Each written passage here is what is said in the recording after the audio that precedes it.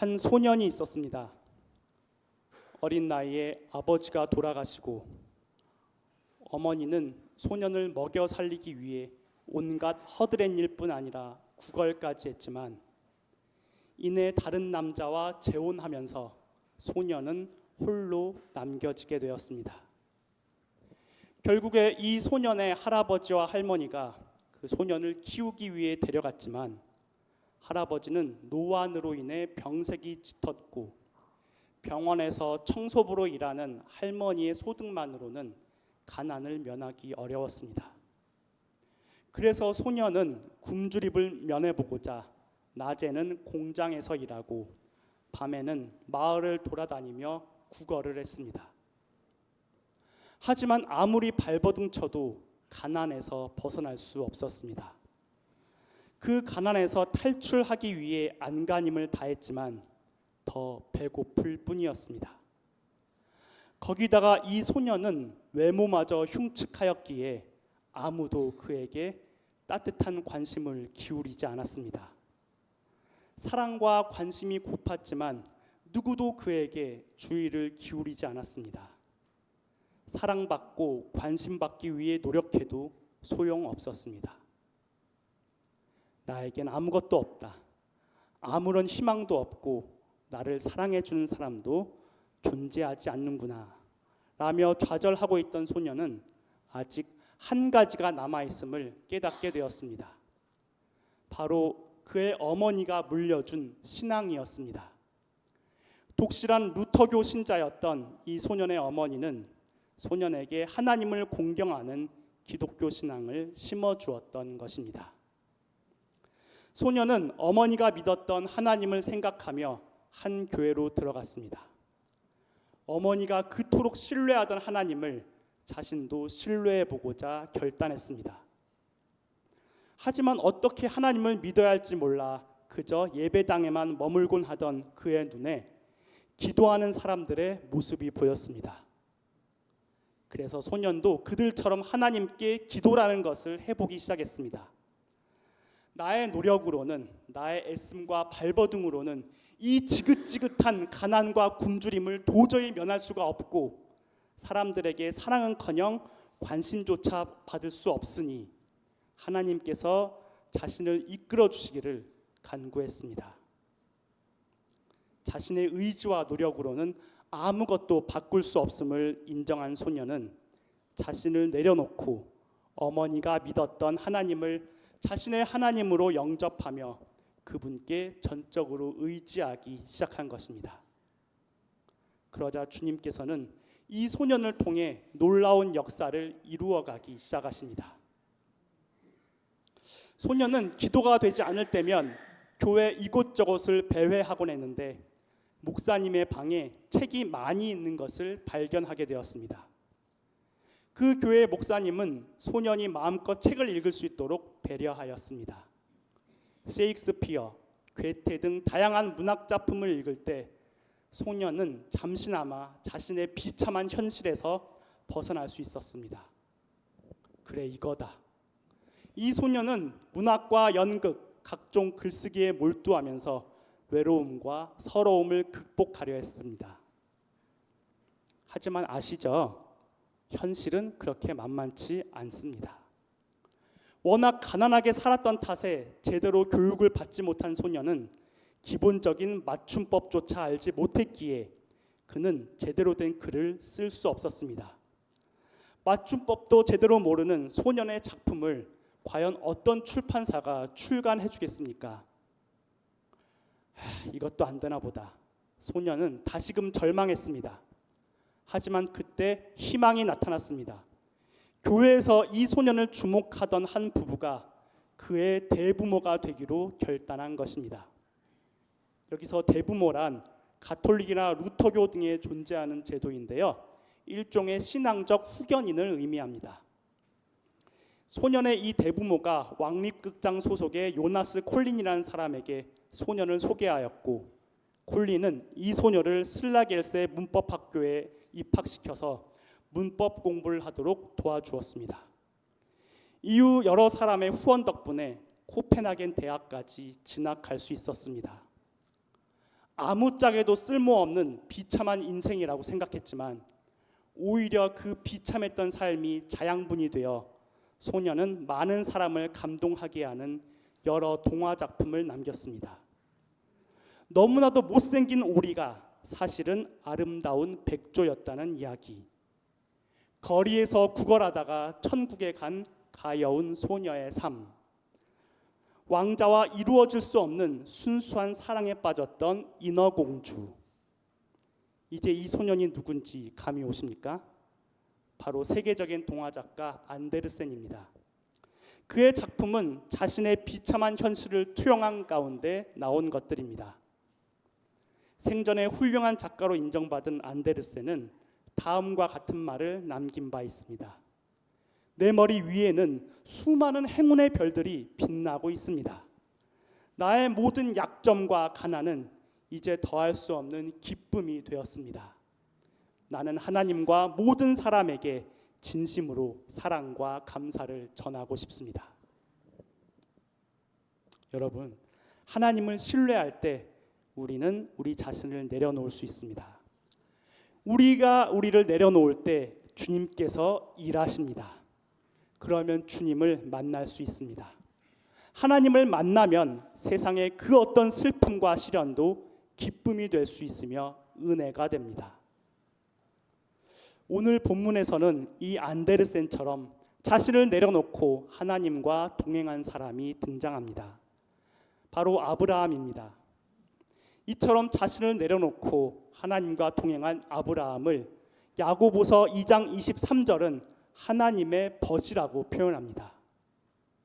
그래서 오늘 이 시간에는 하나님의 벗 아브라함의 삶의 여정을 함께 살펴봄으로써 우리가 무엇을 내려놓아야 할지, 그리고 하나님께서는 내려놓고 낮아진 우리에게 어떻게 역사하시는지를 나누어 보고자 합니다. 아브라함은 크게 세 가지를 내려놓았습니다. 첫째, 그는 가족과 삶의 터전을 내려놓았습니다.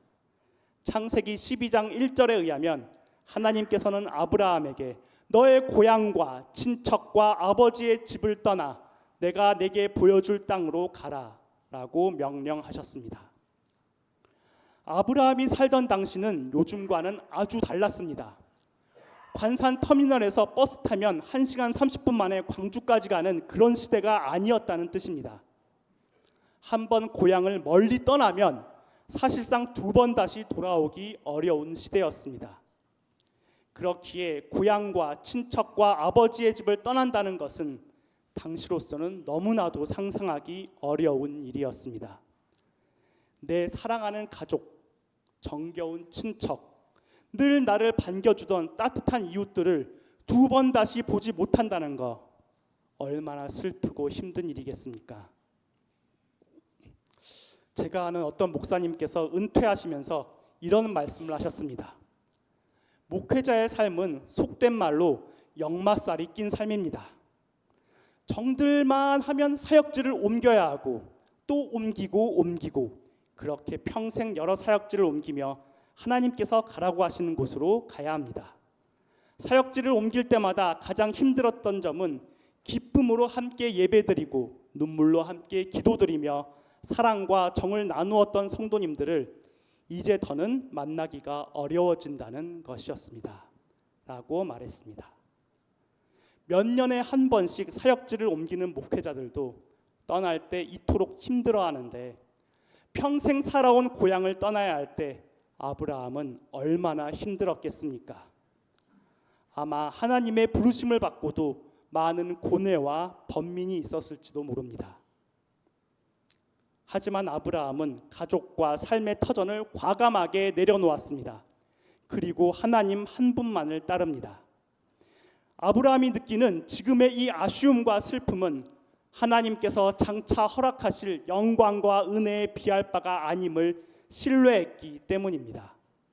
하나님께서 부어주실 이 영광과 은혜의 내용이 창세기 12장 2절과 3절에 기록되어 있습니다. 읽어드리겠습니다. 내가 너로 큰 민족을 이루고 내게 복을 주어 내 이름을 창대하게 하리니 너는 복이 될지라. 너를 축복하는 자에게는 내가 복을 내리고 너를 저주한 자에게는 내가 저주하리니 땅의 모든 족속이 너로 말미암아 복을 얻을 것이라. 아멘. 그야말로 놀라운 선언이지 않습니까? 만약에 하나님께서 저에게 나타나셔서 영준아, 너에게 말로서는 형용할 수 없는 큰 복을 줄게 라고만 말씀하셔도 그것만으로도 저는 엄청나게 행복하고 기쁠 것 같습니다. 그런데 하나님께서 아브라함에게 선포하신 것은 그런 수준이 아닙니다. 아브라함 개인뿐 아니라 땅의 모든 족속, 모든 생명이 아브라함 한 사람으로 말미암아 복을 받게 된다는 선포입니다. 아브라함은 이 놀라운 하나님의 말씀을 신뢰하기로 결단하였습니다. 그랬기에 그는 장래에 대한 소망과 믿음을 가지고 자신의 고향과 친척과 아버지의 집을 과감하게 내려놓을 수 있었던 것입니다.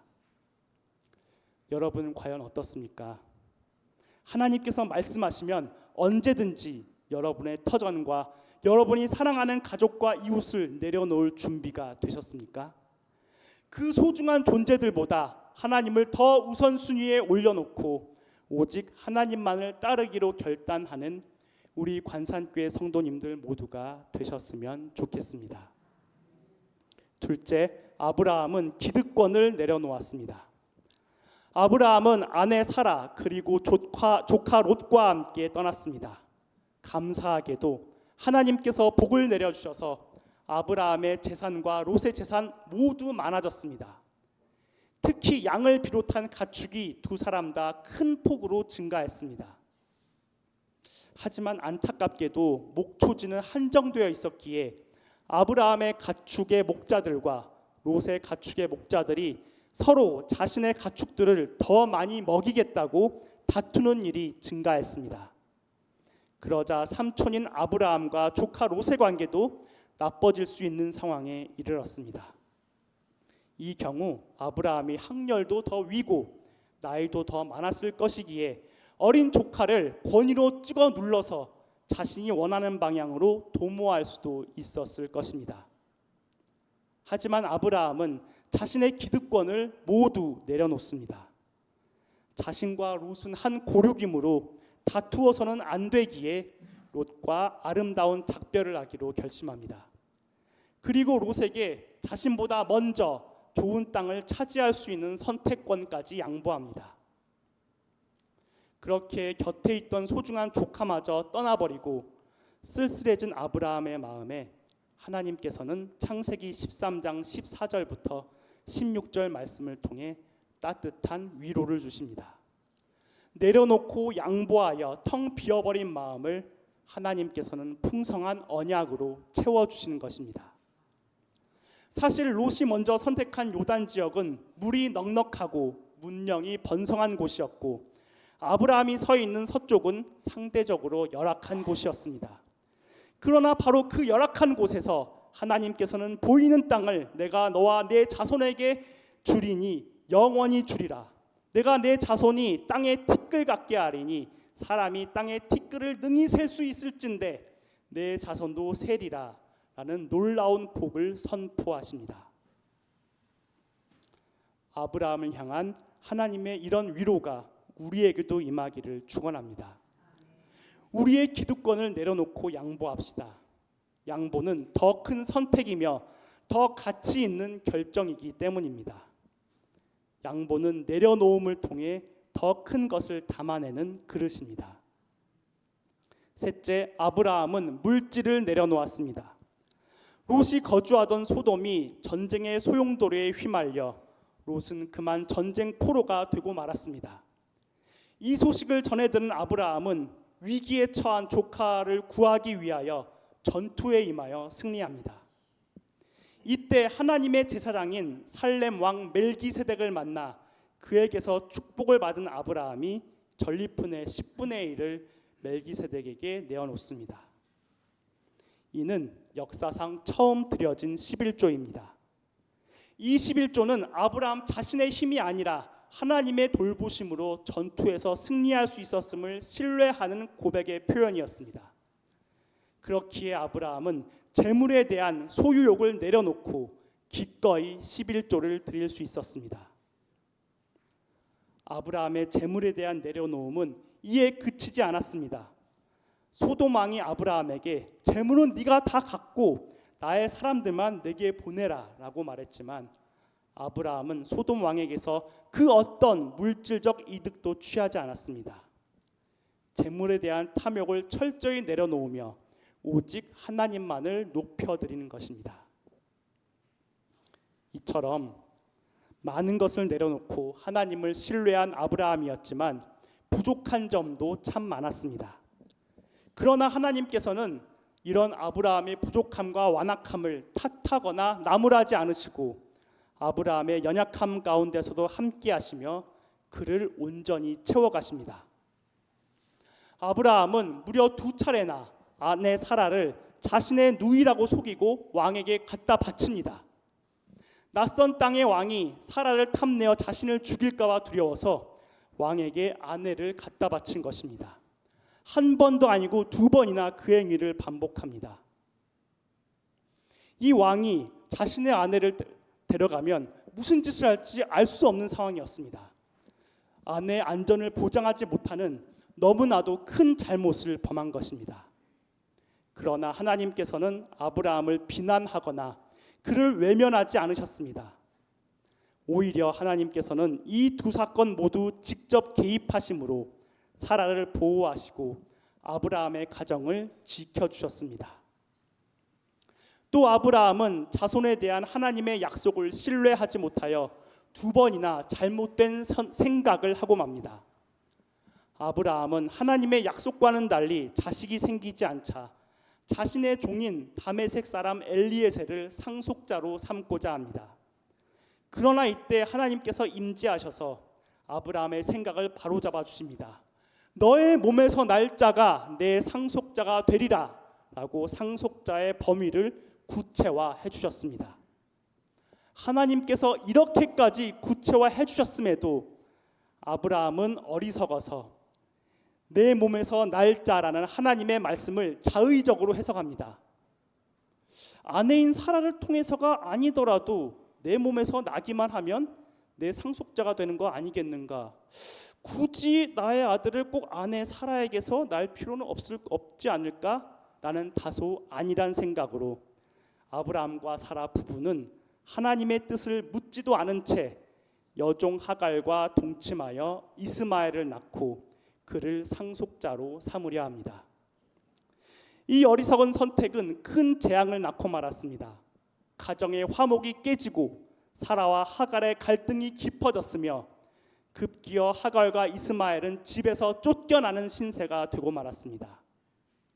그러나 이때도 하나님께서 개입하여 주셔서 문제를 해결하여 주십니다.